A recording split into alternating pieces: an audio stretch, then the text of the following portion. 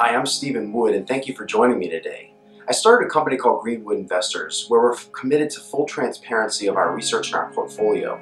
So if you have any questions from today or any critiques, please email me directly and I'd love to hear from you. At Greenwood, we focus on special situations and deep value opportunities in a global context. And as with everything in life, these actually carry their own problems or maybe areas of caution. Joel Greenblatt popularized special situations in the US with his book after a decade of incredible market-beating returns for nearly all the strategies he detailed. As a result of both the historical performance and the attention, investors actually chased these returns and crowded out these opportunities. In fact, some spin-offs are actually traded in baskets now. That's the opposite of a fundamental investor, which if you're watching this, I'm guessing you are. Our answer to this crowding has been simply to go global. Also, we're looking for companies that haven't made it totally obvious to the public that they're about to undergo one of these corporate changes. So today's investment ideas are very much examples of this. Two of them are deep value opportunities, and those will carry their own risks, of course. In a world of accelerating technological change, a lot of deep value opportunities can lead you down the path of sort of obsolete dead ends. And so our answer to this, when we look at most deep value opportunities, they don't actually look, most of them don't look very enticing to us. What our answer has been is to look for good management teams, high competitive barriers to entry, and high returns on invested capital. Of course, every investor in the world is looking for these. So we try to balance all three of these factors, and we also look for confusion and where fear is running really high. This brings me to a simple observation I'd like to make before we actually go into the investment ideas, and that is most of us on the investment side are actually not creating any value. Of course, we want to generate alpha, we want to beat the market, but our alpha is being generated by someone giving it up to us by selling it to us. Value creation via earnings is largely generated by the managers and employees of each company. If they grow earnings faster than the market, then they're actually generating alpha. The economy and their customers will generate beta, or roughly the market's return. It's really only activists and private investors who are actually able to contribute to the alpha and the gamma generation. Gamma? So borrowing from a real estate term, that's the effect an investor has on the underlying value of the asset. So to use a real estate example, if you buy a piece of property and repurpose it for a higher value use, that investment manager or asset manager has actually created actual value there. Some activist investors and some private equity investors actually do this really quite well. But we believe in passive and modestly active management will generally end up getting robotized over the next couple decades. And we think a lot of investors agree with us as we've seen this renaissance of activism lately. In our last investment, we'll touch on our first attempt to actually help improve the underlying value of the asset by identifying some operational efficiencies that the company can focus on. Even though we believe a lot of the industry will be robotized, we still do believe, of course, there's going to always be a place for humans in this business, particularly because the machines are never going to be able to identify the same types of opportunities that human creativity can think of. It's really funny, my mentor and I, we went into a quant fund as he was looking for ways that his family could diversify their assets after he passed. And the quant was actually telling us of this new earnings expectations-based model that they came up with. We had just invested in shares of Sprint, where that year, in 2012 I believe it was, the current year's EBITDA estimates on the sell side range from $2.5 to $5.2 billion. You could drive a truck through that spread, it's so large. Of course, we did thorough due diligence, and we figured out that basically Sprint was most likely going to come in at the top end of this whole range. And made a successful investment. And of course, a few months later, SoftBank came in and bought a majority stake in here. So riding on the heels of that in this meeting, I jumped right in and said, oh, I bet you're looking for places where basically analysts really disagree. Nothing could have been further from the truth. They're actually looking for, this particular quant fund was looking for basically safe bets where basically consensus all agreed. And they thought that that was sort of like a safe, reliable pick. And this kind of gave me an indelible lesson that the machines are probably always going to be able to find small efficiencies in areas particularly where most people agree. And so as not to fall victim to robotization, therefore we really like to suggest that we should look for places where people really disagree. And the stronger the passion of that disagreement, the better. Of course, if you do this, typically confusion doesn't evaporate after just a couple quarterly announcements. So you have to be one of those rare investors that has a time horizon longer than 6 months. But we think it's the most robot-proof way to basically significantly beat the market over time. I've actually been in a few management meetings where a couple other hedge fund analysts literally asked the management team to take them through the likely news flow over the next 2 weeks. And so every time this comes up, I kind of feel a little embarrassed to be a part of this industry. But those people are actually the reasons why large capitalization ideas can actually have outstanding return prospects over the medium and longer term because they simply can't look at it. And so I'd like to spend the rest of our time bringing a few of these theories into tangible examples. All of these are large and liquid, and I don't believe we're actually going to hopefully add to any market expectations here. The most timely idea that we have is shares of Ferrari. So Fiat has just spun it out from its own company. 80% of that's going to current Fiat shareholders. Basically, at the end of 2015, the cost to borrow at our prime broker was almost 50% on shares of race. And everyone is largely expecting it to come down. The reason being, auto investors that own an auto company at 2.5 times EBITDA are all of a sudden going to be left with this asset that's actually trading at almost 12 times EBITDA. And so everyone's somewhat expecting technical pressure. Even if it doesn't sell off, we think it's an outstanding opportunity for 2016 through its own operational plan and the fact that it's actually pretty much recession resilient.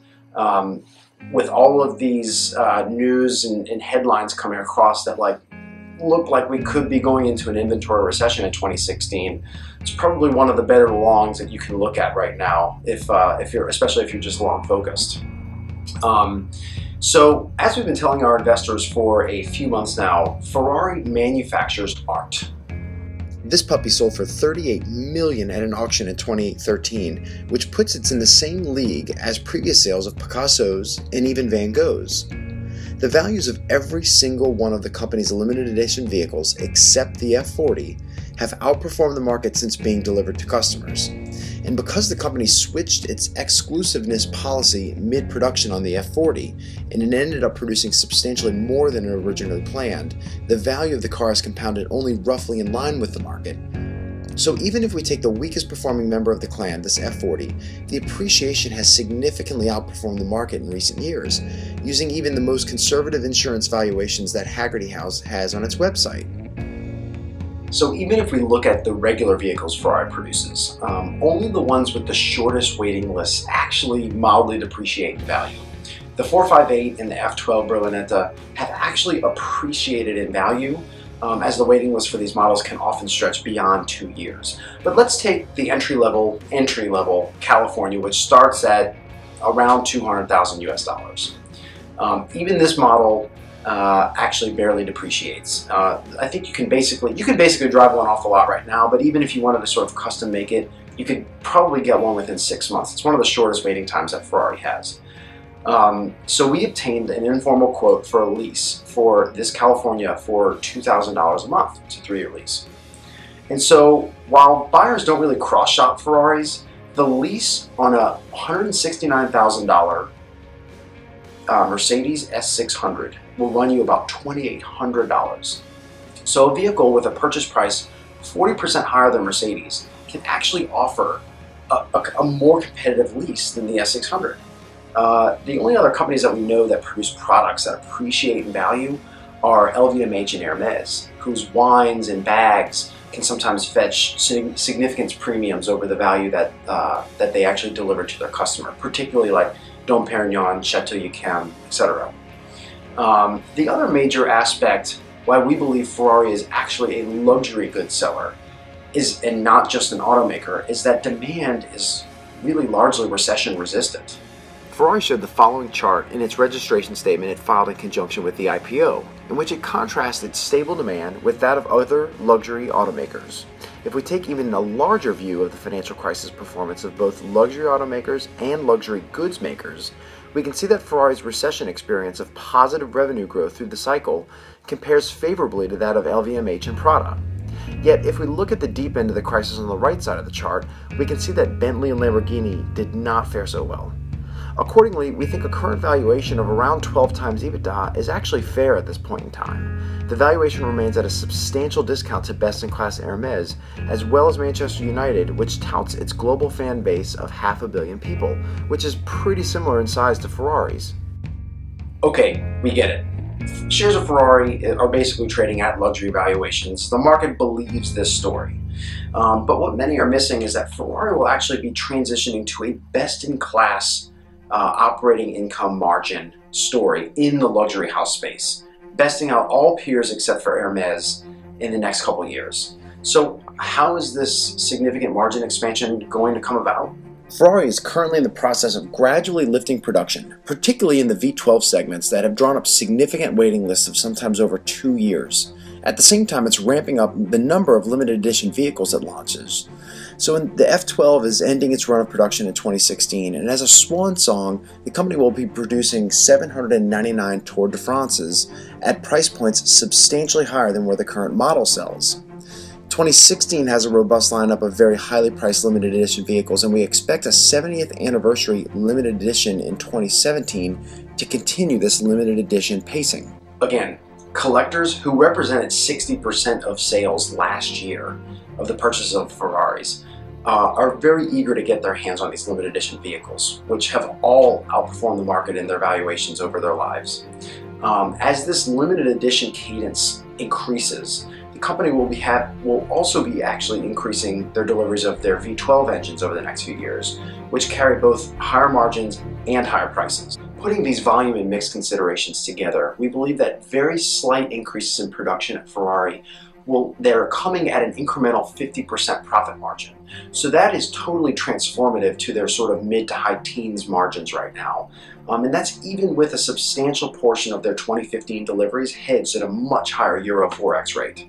Just in the third quarter alone, their incremental margins on the increased revenue were actually ringing up around 57–58%, which sort of further validates this stat that we've got. And that's again with their 4X somewhat largely hedged in 2015.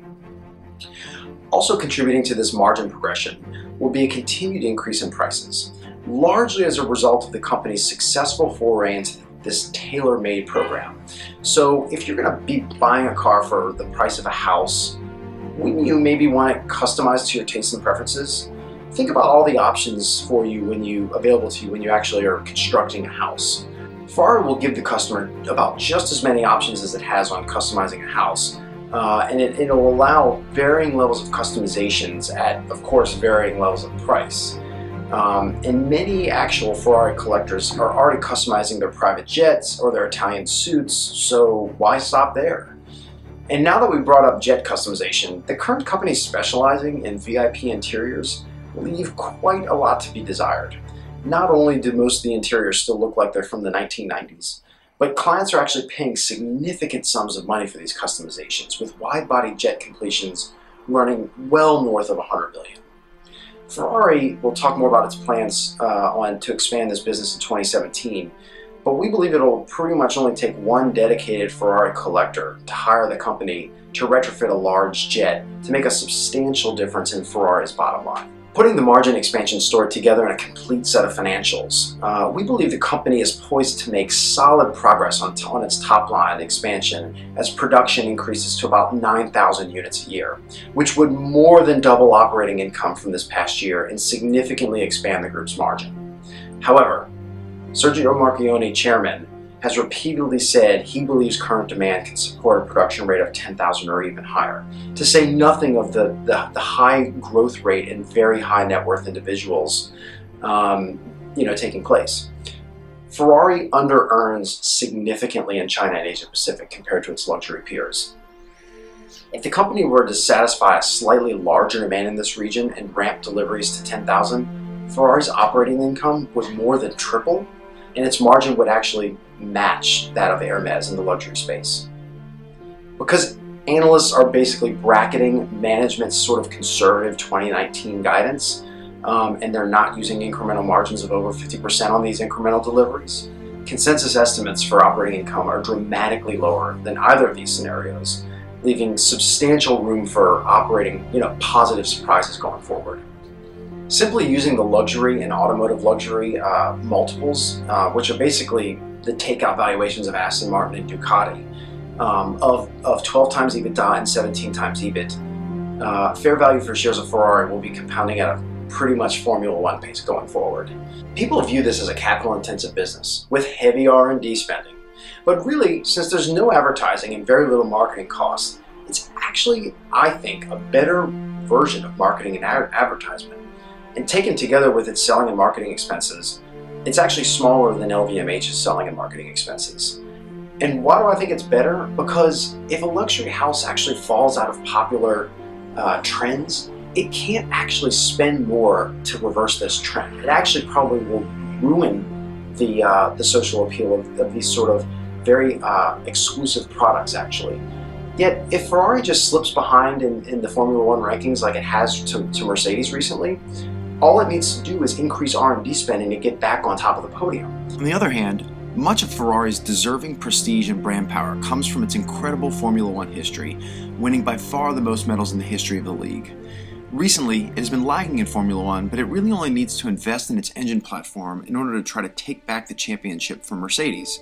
Furthermore, the company has a near permanent competitive advantage versus the other teams on the podium, as it earns special fees just to show up to the races. The company actually thinks it's already been able to catch its engine technology up for the 2016 season, and it actually believes it'll be able to cut R&D by about 100 million euro over the next few years. And actually, most of this R&D tied to Formula One is actually expensed. So it's not just accretive to free cash flow, it's actually accretive to operating margins as well.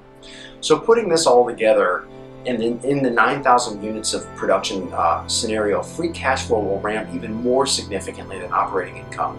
And we think the stock is actually trading at an incredibly juicy double-digit free cash flow yield on a forward-looking basis. Now let's talk about downside, as there are always more downside scenarios than one can actually imagine. Think Volkswagen recently. These tail risks are actually why we demand a substantial amount of upside potential in every investment that we make. Yet, even with the most powerful brand in the world, the most likely downside scenario that we can actually think of is really just a financial and economic sort of panic, or sort of an 08-09 again, right? That's the easiest to think of. As we've already demonstrated, this exact same scenario didn't really affect Ferrari's 2009 underlying demand.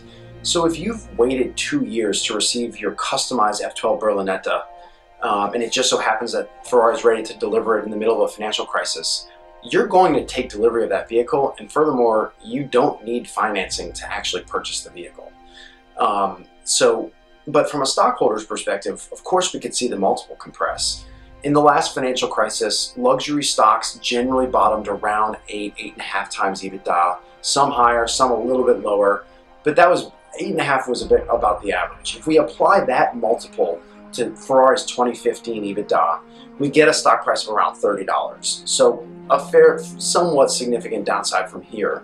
But if we actually apply it to the 2016, so basically the current year's EBITDA, in which they're going to basically deliver 799 Tour de France's, and again, that vehicle sold out immediately, and those customers will take delivery even if we go into financial crisis this summer, say. If we use 2016's estimated EBITDA and actually ding the company for some negative Forex and maybe some other operational issues, the downside still valuation is only about $48 per share, which is exactly where Ferrari was trading before Fiat even spun it out in the first place. So we do think that it's fairly limited downside, even if we go into a recession. I'm not sure many other stocks we can actually say that at this point in time. And in the longer term, we think Ferrari could actually become a core portfolio position for a long time coming, because basically after this operational plan doubles or triples operating income, the company will still be growing in line with the ultra high net worth segment of the population, which is growing significantly faster than the rest of society. So it's a nice recession-proof, durable brand, one of the most powerful brands in the world. And we really like shares of Ferrari, even if they don't decline after the Fiat spin. Now that we've gone through the Ferrari story, I'd like to spend a little time talking about shares of Fiat Chrysler, which on a standalone basis are trading at the same valuation as Volkswagen right now. It's pretty hard to imagine a more distressed automotive story right now than Volkswagen. Yet you're actually getting Fiat for the same valuation. And that valuation says nothing of the fact of where those underlying earnings are actually going. So Volkswagen is cutting production and is actually cutting price or raising incentives in order to move some more metal off the dealer lots. Fiat is actually doing the opposite. Fiat's raising production in almost every geography. Jeeps, Maseratis, Alfa Romeos, Fiats, even Chryslers are actually expanding production right now. And even more importantly, Fiat is going through a very important margin expansion phase right now, especially in the North American region, which is almost 80%, I think, of this year's operating income. A lot of attention was paid to Sergio Marchionne's Confessions of a Capital Junkie that he presented last May, where basically he argued that the industry needs to consolidate in order to reduce inefficiencies of having over 10 global OEMs spending the same amounts of money on next generation powertrain technology. What everyone missed was that 5 minutes before, CFO Richard Palmer actually outlined a North American margin expansion program whereby they committed to ending 2015 at a 7% operating margin run rate, which, yes, is lower than Ford and GM, but is substantially better than what they had been doing in the past. And they've committed to trying to accelerate its longer-term margin expansion plans in North America. This is the most important region for Fiat Chrysler. It's generating over 3/4 of the operating income of the group, and it's gotten even more important since the depreciation of the euro against the dollar. It will go a very, very long way to actually generating free cash flow for the first time in a very long time for Fiat Chrysler. So the market has always been sort of dumping on Fiat because it's got leverage. They're spending a lot on CapEx, which is somewhat contradictory because in the media, they would have you believe that Fiat has stopped spending on all new development because of the European recession. They've actually been spending more than Ford, almost as much as GM, and they have a fairly rigorous product cycle, not just with Jeeps or Alfa Romeos, but also Chrysler. The minivan is refreshing in just a few months. Fiat in North America, in Europe is actually refreshing, and then they're expanding production of Jeeps in China and South America. So those two new factories will offset quite a bit of the malaise that we're seeing right now in Latin America and China. And the pricing story in North America is really just starting to gather some legs. U.S. operations will also benefit from the launches of the Alfa Romeo Giulia, the new Jeep Compass, the Chrysler minivan, and a smaller sedan, but these will somewhat be offset by increased content costs on the minivan and the UAW agreement, which is about 2/3 of the cost increases shown in this walk. Europe will show even further progress as both the market recovers and Fiat continues to launch products in segments where it doesn't compete today.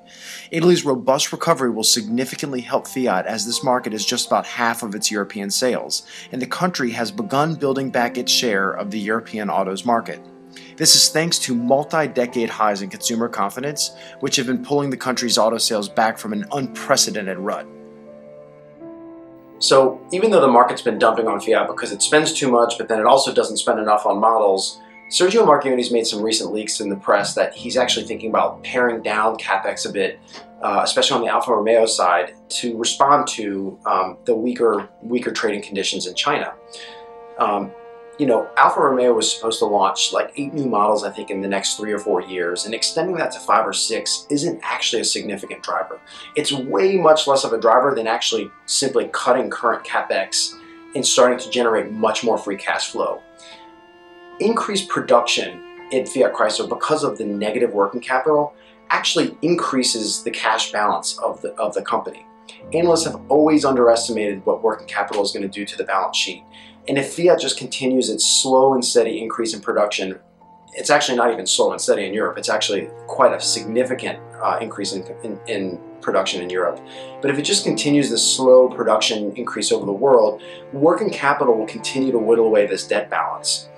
Through the spin out of Ferrari and the deleveraging effects that has had, Also, the conversion of the mandatory convertible bond into equity towards the end of this year. It's already included in the share count, by the way. And the working capital effects. We actually believe Fiat Chrysler will have almost a zero net debt balance by the end of this year, if not early next year. Way ahead of what anyone has been able to anticipate. So higher debt than peers and lower margins, particularly in North America, because in Europe and South America they have actually higher margins than their peers. But debt and lower margins have been the primary bear argument in shares of Fiat Chrysler. We think 2016 is a very transformational year for both of these arguments, and they're basically going to be going away over the next few quarters. So quarter by quarter, little by little, we think the market will start to realize that they're going to stand by their word. Fiat will raise their margins, particularly in North America, and that they will be able to actually improve free cash flow and reduce their debt. Another thing that's going to be able to reduce their debt and increase free cash flow, they're actually going to decrease the amount of liquidity that's available. So they used to run Chrysler and Fiat totally separately. Now those balance sheets are harmonizing into one going into 2016. It can actually reduce the amount of cash that it has on its books and thereby reduce the amount of debt. It's going to lower interest expense by a fairly nice margin this year. So after its margins improve and its debt is even further reduced, the only argument that people will have against shares of Fiat Chrysler is basically just an auto-cyclical story. And we have quite a bit of observations to note on auto cycles. While there are always exceptions and the peaks and troughs are hard to identify, auto cycles are fairly predictable in nature. We've shown a typical sales chart here for a growing population where underlying demand is constantly increasing. In the early growth phase of the cycle, automakers are generating cash mostly through working capital, but they're spending significantly to boost capacity and to satisfy demand. In the more mature phase of the growth cycle, growth rates level out, but OEMs expand margins as they're better able to fine-tune production to a more stable demand. Eventually, this growth rate flattens out or even slightly falls, and this is where the cautionary part of the cycle begins. Usually in an effort to keep the industry growing, either the automakers or governments boost incentives or cut taxes. This simply pulls forward demand, and the OEMs still end up making less money through this phase. When the incentives expire, a pronounced decline ensues as the hangover from a couple years of pulling forward demand catches up. Clearly, investors will want to reduce exposure beginning in the yellow cautionary phase. The stars represent where we believe each key geography is in the cycle right now. In order to combat mild mid-single-digit declines, China has started pulling forward demand by reducing taxes on vehicles with smaller engines. This has restored the industry to growth, but it's all on borrowed time now. A similar development transpired in Brazil in the last couple of years, and in the last 12 to 18 months, the country's auto sales have retrenched both as demand pull forward has had an effect, as well as the underlying economic conditions have worsened. Brazil's market looks like it may be bottoming right now, and so hopefully within the next year or two, we'll be entering an early expansion phase. While many have been nervous about the US auto cycle, when adjusting for population growth, it looks like we're only now coming up to mid-cycle demand. Furthermore, we've only satisfied about 1/3 of the pent-up demand that built through the last recession. Thus, we think that the US is the most profitable part of the mature expansion cycle right now.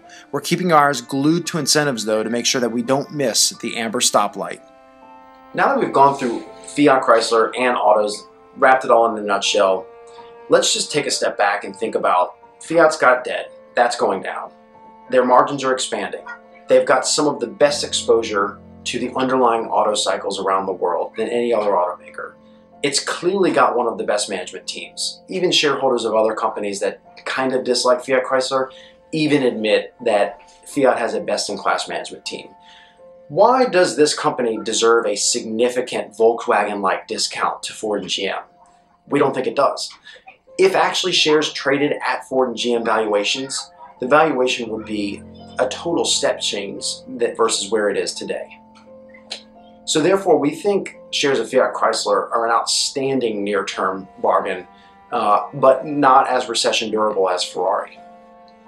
So lastly, I want to leave you with one other example to demonstrate what we're trying to kind of do and transition with the rest of the industry in trying to actually prove that we can generate gamma for our companies.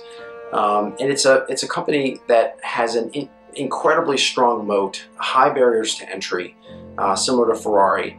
An excellent new management team has just come in, and consensus is just confused and absolutely depressed. It actually reminds us very much of actually Sprint a few years ago. There's no visibility for analysts who have traditionally relied on guidance from the company. And that's shares of Rolls-Royce, which are particularly attractive right now, and probably on a shorter term basis probably have more headwinds and more choppiness in performance. But on a longer term basis might be the best of all three of these companies we've talked about.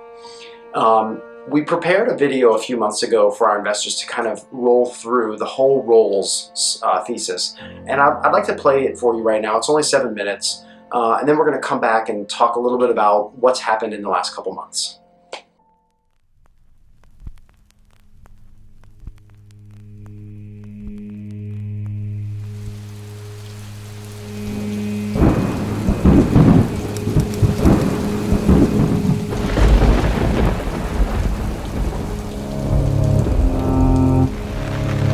Rolls-Royce is going through a perfect storm right now as a result of two major factors, and sell-side consensus is confused and depressed as a result of this gloomy outlook. Thankfully, it's always raining in London, and the Brits will know what to do. The first major reason is the growth of its long-term business is creating a profitability drag, as it loses money on most engine sales in order to secure the 20 to 30 years of maintenance contracts it will receive thereafter. Rolls manufactures the most efficient large engine in the world, and because of this, it's been able to lock in exclusives on Airbus's most efficient twin-aisle planes. As a result, it's taking significant amount of market share, as it's going from about a 30% share of the wide-bodied plane market to almost over 55%. This means Rolls has one of the fastest growing books of business in the commercial aerospace industry, one which is experiencing significant growth as the current fleet of planes is at a record old age of 15 years, and passenger traffic growth has remained robust despite sluggish economic growth. These fundamentals have created an unprecedented backlog of 10 years of production for Airbus.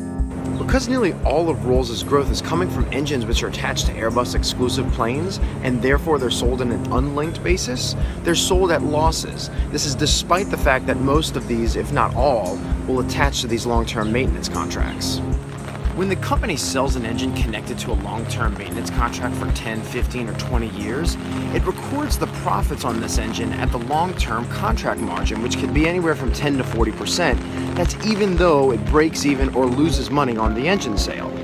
The shorts have rightly criticized Rolls' negligible free cash flow conversion of its civil aviation operating income. But the point is mooting right now because it's all getting better from here.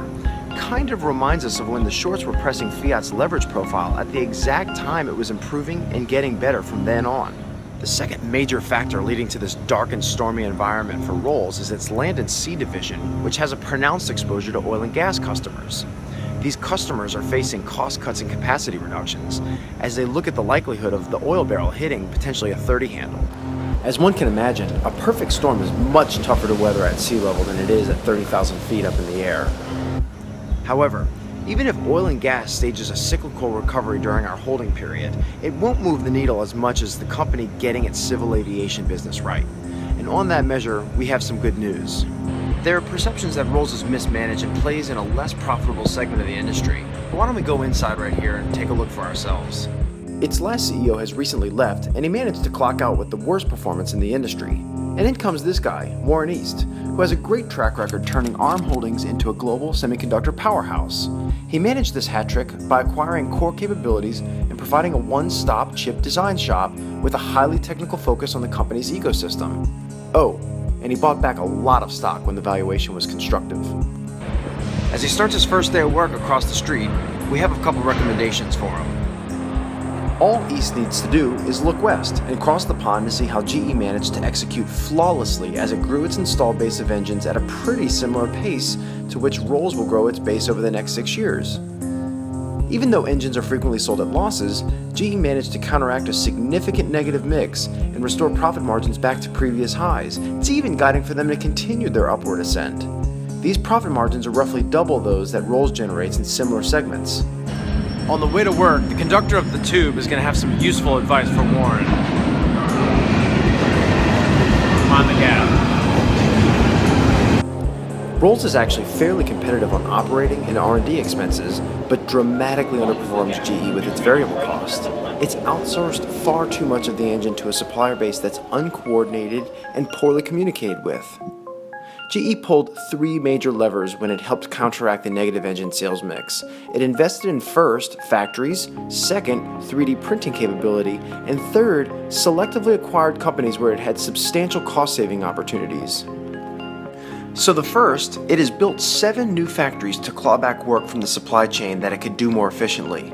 It then used 3D printing capability to increase its specialized manufacturing abilities. It can now 3D print the most value-added part of the entire engine, the high-pressure turbine blades. Lastly, it was able to extract such robust cost savings from its Avio acquisition that a sizable portion of the engine now earns over 20% margins versus 0 before. Pulling all these levers together in one chart, one can see on a theoretical basis, it's been able to increase the profitability of its engine sales by 10 percentage points in the last few years. If Rolls could pull this off, shares would be worth over 5 times where they trade today. The best criticism against an investment today in Rolls is that we're a little bit early, as 2016 represents the weakest point of its transition from linked to unlinked engines. We think this point is moot because the current valuation is already overly discounted in this scenario, and the company remains one of the cheapest companies in the entire aerospace and defense industry. This is despite it having better growth prospects and higher competitive barriers to entry.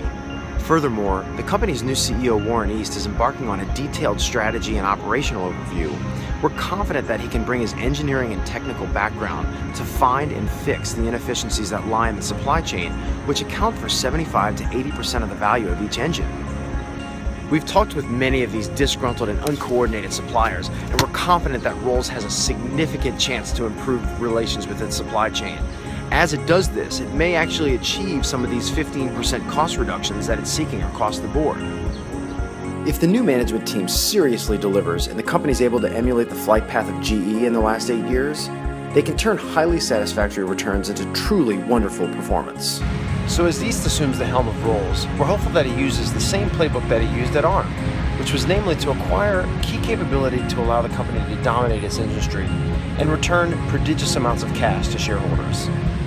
So as these stormy conditions moderate in the next 12 to 18 months, investors will once again realize this is a fantastic business with very high margin services and a company that is taking market share within a duopolistic market structure in the fastest growing segment of the aerospace industry, which is one of the fastest growing in the world, and now has a great new CEO with a fresh perspective to help fix the one pain point in the business.